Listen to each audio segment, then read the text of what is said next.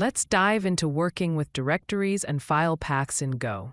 It's essential for any program that interacts with the file system. We'll cover how to manipulate paths, create and manage directories, and handle files in a cross-platform manner. This will allow your Go applications to work seamlessly on any operating system.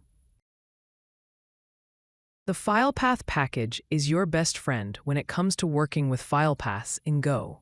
It provides a set of functions that make it easy to handle paths in a way that's compatible with different operating systems.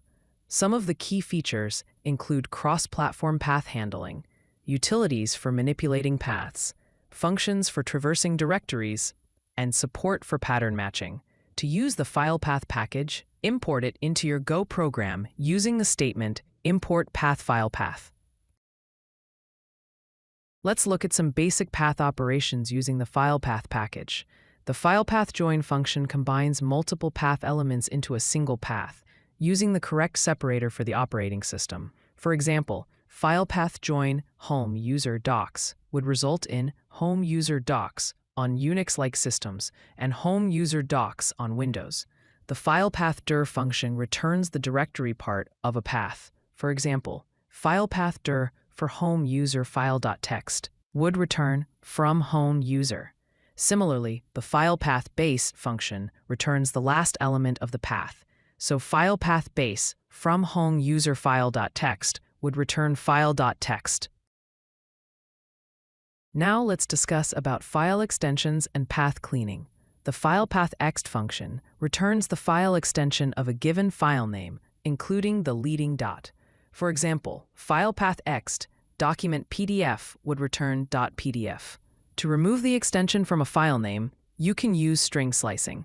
For instance, if name is equal to file.txt, then name by equal len name minus len filepath_ext name would result in file. The filepath clean function cleans up a path by removing redundant elements, such as double slashes and dot segments. For example, filepath clean ._home.docs would result in home/user/docs.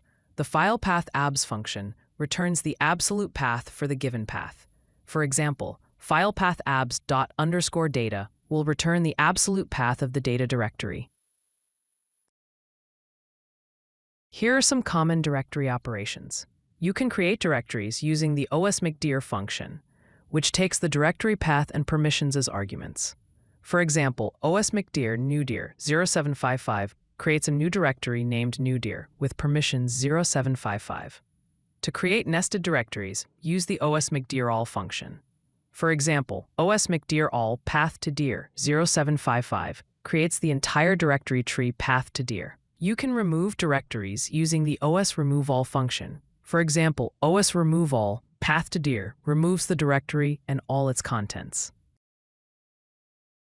The filepath walk function is used to traverse a directory tree, visiting each file and directory within it.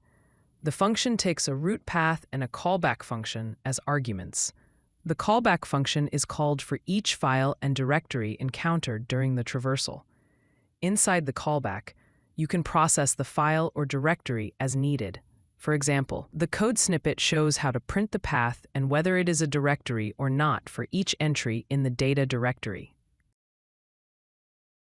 Go's filepath package provides pattern matching capabilities to find files that match a specific pattern. The filepath glob function returns a list of file names that match a given pattern. For example, filepath glob txt_tie would return all files with the txt_tie extension in the current directory. The filepath match function checks whether a file name matches a given pattern. For example, filepath match txt_tie pdf.pdf would return true because the file name .pdf matches the pattern *pdf. One of the key benefits of the filepath package is its ability to handle paths in a cross-platform manner.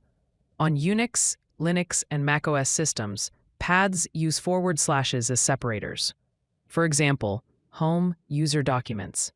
On Windows, paths use backslashes as separators. For example, c:/user/documents. The filepath package automatically adapts to the correct separator for the operating system, making your code more portable. If you like this video, hit that like button and don't forget to subscribe. Visit CodeLucky.com for more such useful content.